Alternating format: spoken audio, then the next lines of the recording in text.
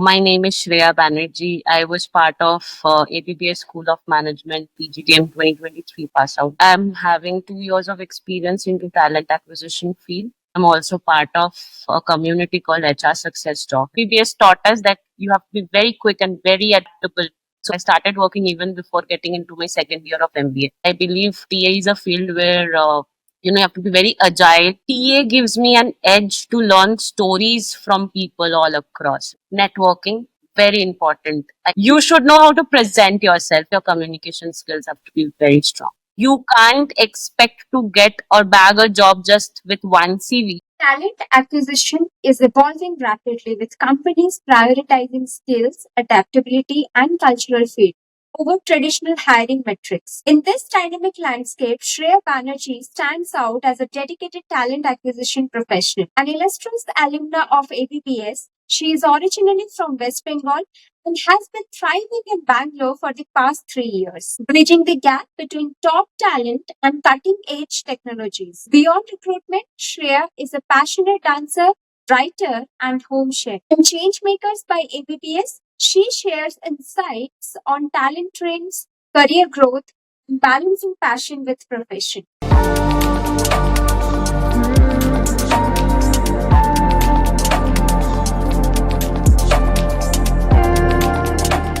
Hi Shreya, I welcome you to Changemakers by ABPS podcast. Thank you so much for joining us in today. Thank you so much, Nita, for inviting me today. I think I feel great, and it's an amazing feeling to be part of this entire session. I never thought that, this day will also come wherein I would join on a podcast and share my journey at EBBS and so far. So I'm very excited.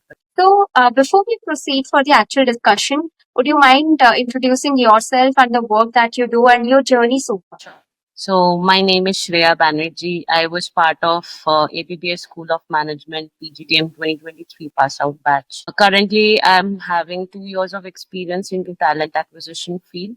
I'm working with Impetus Technologies as a senior executive TA, and my work is to connect the top talents in the market with the right job role that they're looking for right now. And that's how my day passes, like calling candidates, understanding their aspirations, and then putting them across the right profession that they're looking for themselves. Apart from my daily profession, I'm also part of a community called HR Success Talk. It's a big platform where, HRs from across the world are part of it, and we try to do certain changes in the life of the people who are looking for job. And it's a voluntary work, so I'm a volunteer there. And apart from all the work, as per my hobbies, I love dancing and I love cooking and I love writing. So on my weekends, I dedicate my time towards my hobbies a little bit. And as I already mentioned, I'm very excited to be here. Thank you. So, how did your time at ABPS shape your professional journey and what are some key lessons out of it? Yeah, so I think when I joined ABBS, so prior to ABBS, let me just give you a little backstory of my journey when I was doing my bachelor's. So I come from a college in West Bengal called Jadavpur University, which is pretty famous all across. But since I was from a BA sociology, so the hectic study life was never there. It was very calm and casual, and we were just studying in before the exams and all of that. But when I stepped into APPS and my first day started, we were told that you have to be on your foot because we are preparing you for the corporate world. So nobody of us knew what is a corporate world before that, right? So I think it has given me a lot of adaptability because I, as a person, before joining MBBS, was always a person who used to believe in comfort zone. I was not ready to study before the exams. I used to study the entire year and then chill before the exam so that I'm all prepared. ABBS taught us that you have to be very quick and very adaptable to the nature that the corporate world is going to give you. So adaptability is something which I have learned through my journey at APPS. They have also taught us how to be leaders of your own work. You owe responsibility to every small thing that you do, right? And I think that is greatly helping me in my current profession because I'm an individual contributor in my role. So taking responsibility of the role that for which I'm hiring for is very important. I can't blame my thing on somebody else, right? So this is the second thing. And the third thing is I have always been a very talkative girl since my entire life, but how to kind of channelize the right energy at the right spot, soft skill wise, is something which I've learned at ABBS, and especially from my director, Dr. Madhumita Chatterjee. I think she has been a great inspiration in my entire journey. So, can you share a memorable moment at ABPS that actually helped you or influenced you to take your career choice where you are now? To be honest, Nita, it's not like to be a talent acquisition professional. It was a certain decision that I made. Even before giving my CAT, I knew I want to get into the field of TA. So decision was always there, but yeah, maybe I can say it re-emphasized. And I think you can see here I'm wearing a T-shirt of ABPS today just to listen the moments. So this T-shirt was given from the placement department. So I was part of the placement department as a student coordinator, and that opportunity gave me a lot of edge and leverage. To be honest, I got to interact with HRs and professionals all across the domains, industry visits. We were, as student coordinators, we were also kind of playing a very crucial part in all the campus placements going on. So it gave me a lot of understanding of how actually a recruitment process works in a practical environment. I think that is one of the most memorable experience for me, and I'm still in touch with all my folks from that department. I was one of the first students from my batch who got to start working. So I started working even before getting into my second year of MBA. So I couldn't spend much time in college in person, but I think I am one of the person who is still in touch with all my professors over call, over text. Whenever I get time, I travel to my college. So I think every day was a learning at our college. Okay, it's not just the classes. It was even the smallest interactions I used to have. Maybe not very relevant to the question, but I would like to share one incident wherein we, after I started working, we started a HR club in our PGDM department, and I and my friend, her name is Priyanka, she's also into TA. We were like the co-founders of the club, and I had to give a presentation, and I was not very good at presentations during college. So one of my professors came up to me and said, "You did not present today as a student, Shreya. It actually reflected that you presented as a corporate." So I think that moment I realized, okay, that the journey that I have made all these months and years has been kind of worth it. So yeah, that I can say that has helped me in shaping.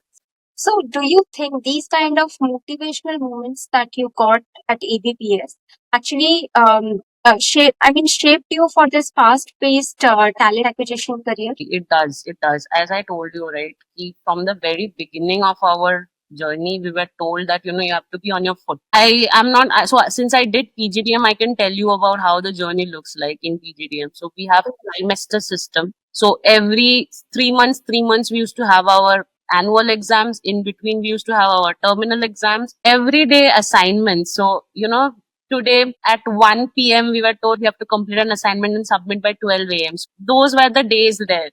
And I think in TA, you always have to be very quick in making decisions. You may be rolling an offer tonight, and then you're very highly expecting the candidate to join you next morning, but they don't do it. They just give you a call and say, "I have accepted another better offer." So how you would handle such situations, I think that is something which has really helped me, because I believe TA is a field where you have to be very agile, and again, you cannot lose your temper. You have to be the calmest amongst all in your entire company, right? Because you're at the forefront towards the candidates.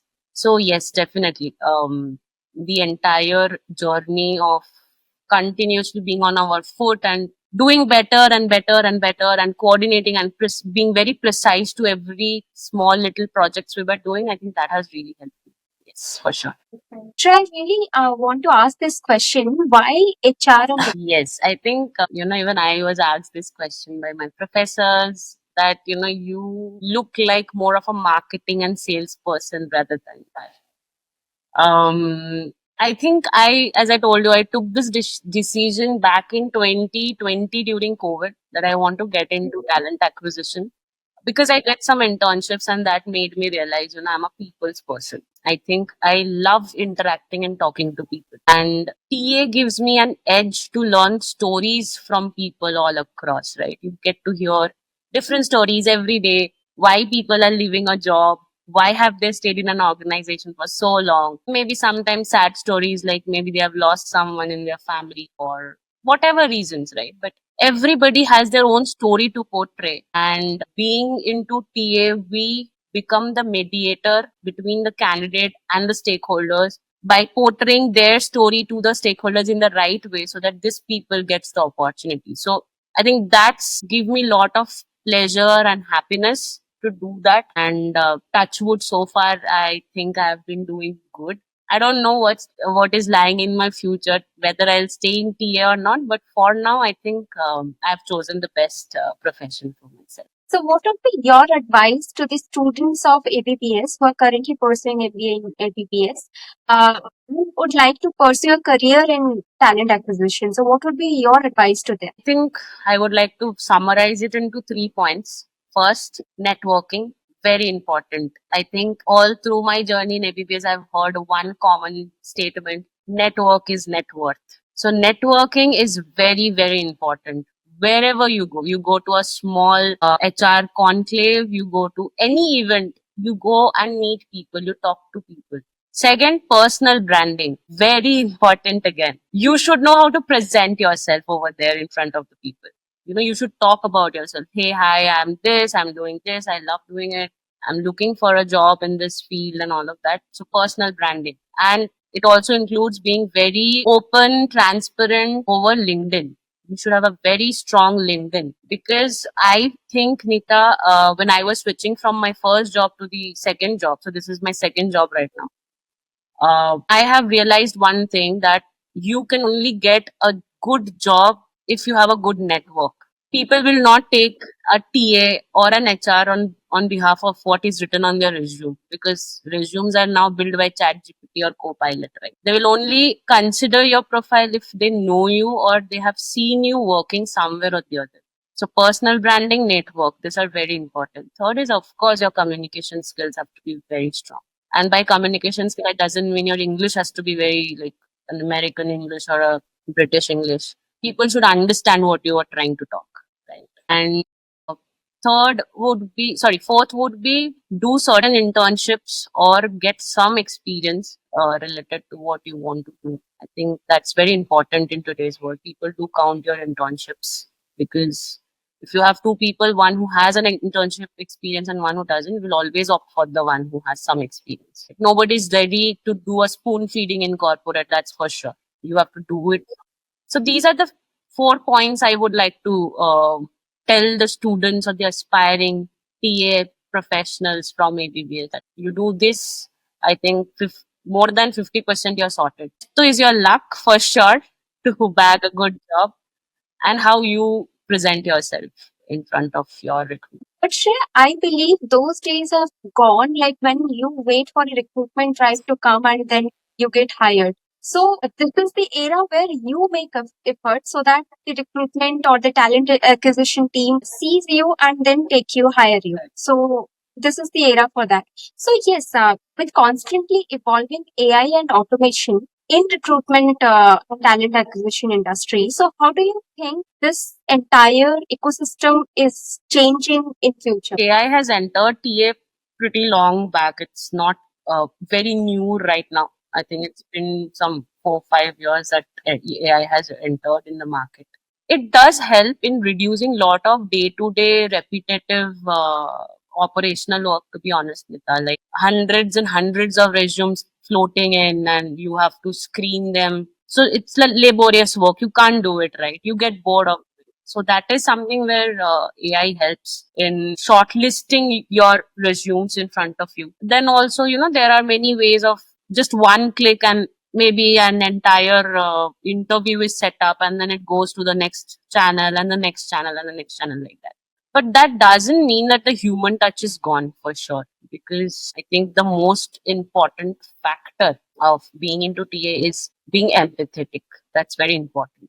You can't be mechanical while talking to a human, because you're dealing with humans. right? You can't ask a robot to deal with humans. They won't be able to. So even if AI is entering into the market or it has entered, and it's definitely helping us in many ways, and it's very important to adapt AI because how long would you work on Excel, right? Even Excel has now come up with automation feature. So if somebody is expecting you to do all the reporting on Excel, I think that is not TA right now. Now, TA is more about uh, figuring out who is to be fit where. So it's about finding the right fit for the right job at the right time and at the right place. This is how I believe TA works. And, in order to do that correctly, you need a tool which helps you in doing the laborious work so that you can use your conscious mind to deal with this matrix. But yes, once again, it doesn't takes away the human touch. That is very important for sure. So I think AI is kind of complementing us and rather than overpowering us in TA as well.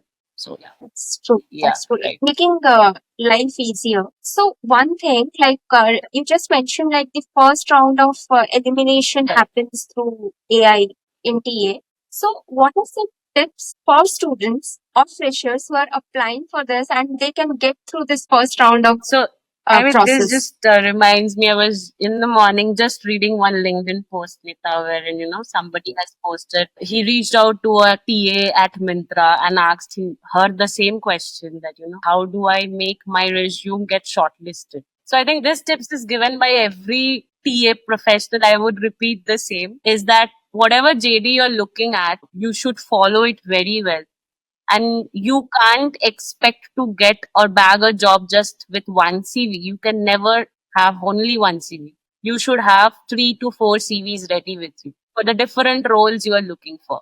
So the GP that you see, you should have those elements or maybe the keywords into your resume.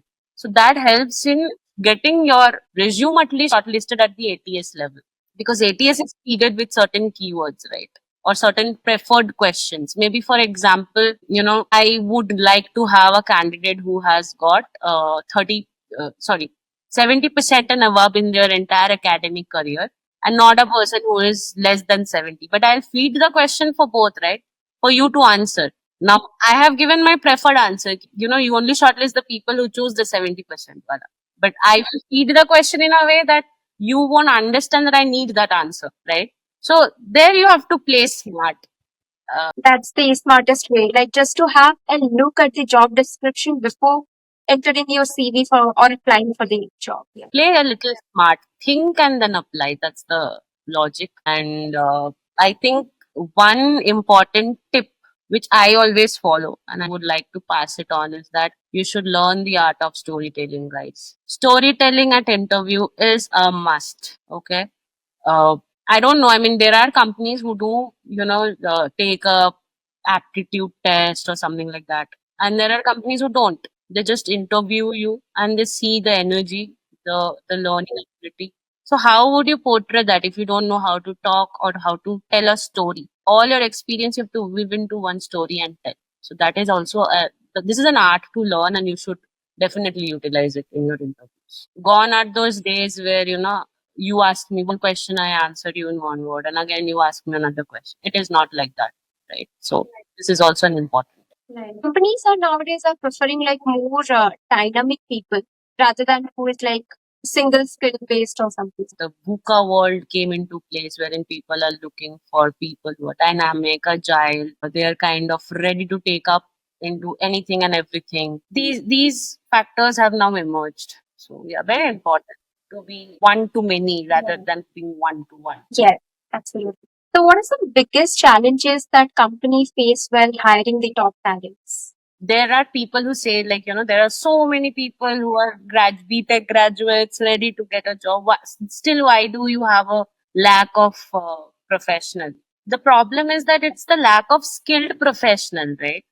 You have a big pool, but how many of them are rightly skilled is the question. So I think the one problem that in the recent years we are seeing, Nita, is that people have very short stints in their jobs. They have their reasons ready. When you ask them, they have their reasons ready. But consistency is also very important that we look for. You should have a basic, especially when you're starting your career, you should have at least 2 years, 2.5 years of a consistency in your job. Yeah, I'm not saying that, you don't like the workplace or the workplace is very toxic, still you have to stay. But at least a basic consistency, right? So that is lacking in candidates these days. I see they keep on switching, switching, switching. Why? Because this is not my type of job. I did not like the project. I had a bond, so it was affecting my morality. This, that, so many reasons, right? So this is one factor. Second is, I told you, lack of pool, right, skilled people. So upskilling is very important. So this statement was told to me by one of, I mean, I respect him a lot. He is the founder of NHRWA. So sir had told me once, ki, Shreya, if you're working in the same skill for more than 1 year, your experience counts down to 1 year only. It doesn't make 2, 3 years. So I always keep that in my mind. So upskilling is very important, right? So that is also kind of lacking, Nita. People are, kind of not sure about what they want to do actually. So these are few points which kind of, affect hiring the right talent or makes it a little difficult. One positive factor I think is candidate expectation. So now the market is flooded with us like Gen Zs, right? So our expectation doesn't only lie with financial growth. We also look for a safe workplace, a place where we are given the freedom and flexibility to do what we want to do, where there is a continuous growth and it's not a very mundane work for over the years. So these candidate expectations also sometimes make it a little difficult for few roles, I would say, which are not very big in size, to be honest. But what, as an organization, I mean, at Impetus, what we do in order to, kind of cut off to these problems, I think the first thing that we work on is employer branding. We did do talk about what we do as an organization, what you can expect from us as an organization over different social media platforms. Thus, making it visible to the people that, you can join us without having these fears in mind. So, employer branding is something which we do take care. Also, we do leverage on upskilling. So, I would like to share one thing. So, in our learning and development program, we have a concept of raise the bar. So, that concept talks about you have a particular skill, but you want to learn maybe another skill in cloud. So, for example, I'm a front end developer, but in the long run, I want to become a cloud engineer. But how? Well, that journey is very long, right? So, if my bandwidth allows and I really want to learn into that, I get the flexibility to learn and then maybe combine the two skills together, and then a project comes into place wherein it's a development into cloud or a migration into cloud work, and I do get a chance to work into it. So the manager or the management team doesn't stop me from doing it. And that's how I lift myself up from the other folks in the same ground. So these are the few things that we take care of as an organization in order to curb down those problems. So you're also a passionate dancer and writer. So how do you manage your hobbies along with your corporate job? I don't feel that my profession and my personal interests are different. I kind of take learnings from my hobbies and then I kind of implement it to my professional journey, because in PA you have to always be very energetic. And I think dancing, so I'm a trained Bharatnatyam dancer. So dancing and especially Bharatnatyam form gives me a lot of energy within self, a lot of zeal. So I do try spending at least 2, 3 hours on a weekend, either writing or Sundays for me are into cooking. I love cooking also. So Sundays I tell my cook, you don't have to come. It's on me, the kitchen. Dancing also, I still, although I don't professional trainings now, but whenever there is an opportunity, I do love taking a part in different competitions. So yeah, that's how I try to manage. And writing, it actually, came into place as I mean, you would have also figured out I love talking. So it was at a pretty young age that I started writing, and I think that has helped me in a lot of ways. To be honest, Nita, I think my vocab has become strong, and we also have to, write JDs and all of that for roles, different roles, right? So that helps a lot in maybe shortening up a very big JD into one pager and all of that. So yeah. So, what would be your advice for students who are looking forward to join ABBS? One advice that I would like to give people who are joining in this management course, irrespective of PGDM or MBA at APPS, is that don't come with any preconceived notion that my journey is going to be like this, because it's not going to be what you're thinking. It's going to be very different. You will get all the flexibility to enjoy your life. Plus, they will make sure that they grind you to that level that when you actually enter the corporate life, you don't feel like, you would feel like, oh, this is cakewalk for me, right? So don't come with lot of expectations. It's better you come with nothing in your mind and then you start going with the flow every day. Take one day at a time, and that's going to help you a lot. Because why I'm telling this is because I came with a lot of things in my mind, and on like within first or second week, I broke down like anything when there was a lot of pressure coming of assignments. And this was told by one of my professors. His name is Mr. Naresh. He's still there, part of the PGDM course, that you have to be very adaptable, Shreya. This is not how it works here. You can't think, okay, I'm ready with everything, because you're not. You keep learning and learning and learning every day, and that's how you keep yourself ready. The day you think that you know everything, that's the day you're going to lose everything. You should keep on learning every day. So that's why I want to give this suggestion that please don't come with anything in your mind. It's better you learn and take one day at a time. That's my suggestion to the. Yeah. And also, it's better you go through these processes while doing your MBA rather than going to the corporate job and face those kind of situations. So I was like that kind of a girl in school, Nita, who was like prepared 1 month before the exams कि मेरा तो सब कुछ ready है, मैं बस exam देना. And then they seeing me how I even managing, because I was not studying, because it is not possible, right? You're doing a 9 to 5 job, you get tired. And every day sitting to study is not possible. You do study just before your exams for Yeah. that. I was also told by my professors that, you know, your answer writing skills are even better after you started working, because I used to give a lot of practical examples in my answers. So I think that was a biggest advantage for me. Even my scores showed Yeah. that. I mean, the scores which I got in my first year, it was comparatively lesser than what I scored in my second year. So it's like, okay, so that's an advantage for me. So yeah. All right, it was really an insightful conversation with you, and thank you so much for joining us in today and giving us your valuable time.